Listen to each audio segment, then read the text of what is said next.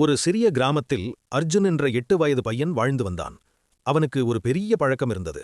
ஒவ்வொரு இரவும் அவன் வீட்டின் மாடியில் ஏறி வானத்தை பார்த்துக் கொண்டே இருப்பான். அம்மா, அந்த பெரிய நட்சத்திரம் பாருங்க, அது என்கிட்ட பேசுவது போல இருக்கு என்று சொல்வான். அம்மா சிரித்து, அது ரொம்ப தூரம்பா என்பாள். ஆனா அர்ஜுனின் மனசு மட்டும் ஒத்துக்கொள்ளவில்லை. ஒரு நாள் அவன் முடிவு செய்தான். நான் அந்த நட்சத்திரத்தை நண்பனாக்கப் போறேன்.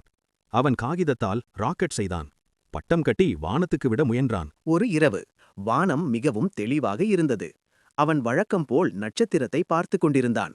அப்பொழுது திடீரென்று அந்த நட்சத்திரம் இன்னும் பிரகாசமாக மின்னியது. அர்ஜுன் ஆச்சரியமாக, நீ என்கிட்ட பேசுவியா என்று கேட்டான். அந்த நேரத்தில் மெதுவான ஒளி அவன் அருகே வந்தது. அது ஒரு சிறிய ஒளி நட்சத்திரக் குட்டி. நான் வினி, உன் நண்பன் என்று அந்த ஒளி சொன்னது. அர்ஜுன் மகிழ்ச்சியில் குதித்தான்.